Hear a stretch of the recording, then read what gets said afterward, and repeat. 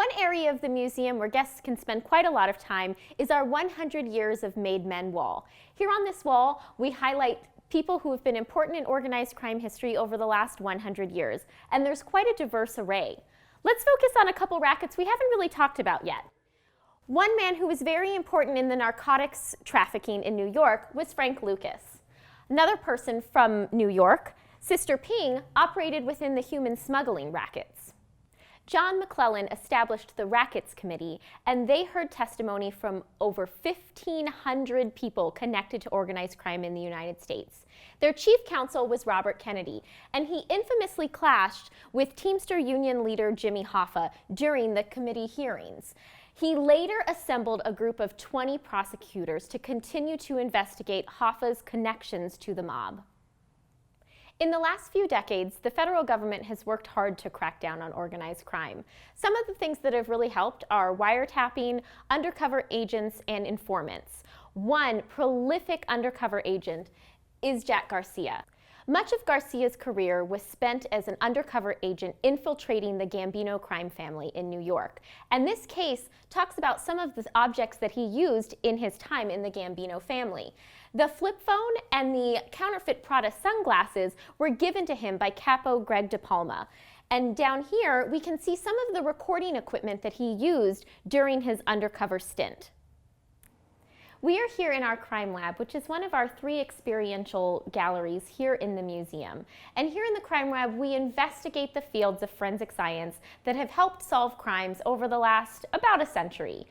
Many of the fields that we discuss here are ones that have been vital in helping to take down individual instances of mob violence as well. Here in the crime lab, we focus on DNA profiling, fingerprint analysis, bullet examination, crime scene investigation, and death investigation. These are 5 fields that are integral to the criminal investigation process. We also have information about other forensic fields, some of which are pretty high tech, including computer forensics and looking at trace evidence. Those fields continue to grow and improve every year. In our retail store, we have an exhibit which we refer to as Mob on TV, which features costumes from popular mob-oriented television shows Sopranos, Boardwalk Empire, and Breaking Bad. This hazmat suit and these gas masks were used in some of the meth cooking scenes from Breaking Bad.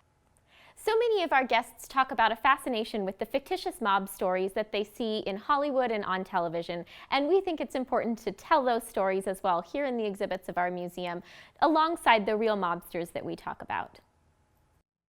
Welcome to the Underground. This is our immersive speakeasy environment. Down here, you have re-entered the 1920s. And in the 1920s, the United States was dry. Beginning on January 17, 1920, the United States began enforcing the 18th Amendment, more commonly known as Prohibition. For 13 years, it was illegal to make, sell, and transport alcohol in the United States, which meant that mobsters took up the job and American culture changed drastically. Here in this case, we address some of those cultural changes.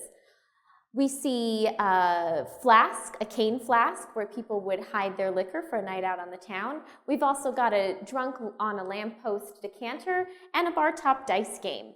Here on the left, we have a series of products made by breweries, wineries, and distilleries while they couldn't make what they were known for, liquor.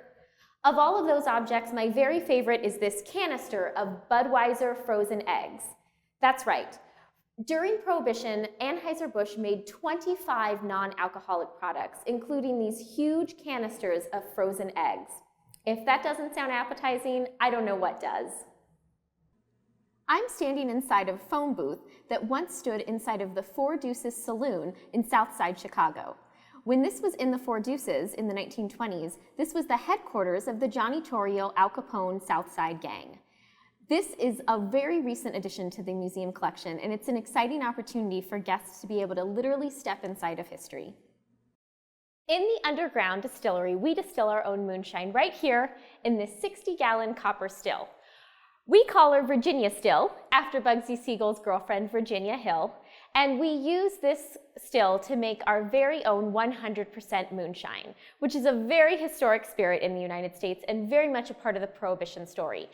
Our moonshine is distilled to 100 proof, which is 50% alcohol, and it's very similar to the type of spirits that you would have seen in speakeasies. The difference is the quality. Our moonshine is made with a smooth, mellow taste, mellow for moonshine at least, and it's something that really helps us increase the historic element of our speakeasy. Our speakeasy features a series of exhibits all related to the cultural changes that took place during Prohibition in the 1920s. From the Harlem Renaissance to the rise of the Hollywood Golden Era, there were so many cultural changes that took place during that period, and many of them happened right in speakeasies. The rise of jazz music, the Charleston, and flapper fashion. During the 1920s, women began dressing in the flapper style, known for a loose, boxy silhouette and a cut that landed just about at the knee. Flappers were breaking all of the boundaries of normal women's fashion, and this is a great example of the style. This one is done in an Art Deco style, and then we've got this very 1920s fur stole to really cap off the look. Most flapper dresses featured really movable, exciting elements like beads or feathers, things that really looked great when you were dancing the night away in a speakeasy. From the rise of the mob during Prohibition to the aggressive takedown of traditional mobsters by law enforcement agents at the end of the 20th century, we've seen it all. This concludes our tour. And on a final note, we need your help now more than ever. To help us fulfill our mission as a 501c3 nonprofit, please consider donating to the museum or purchasing a membership or renewing an existing membership. That way we can continue our commitment to community. We really look forward to welcoming you back once the museum is open again to the public. Thank you so much for joining me on the tour of the museum today.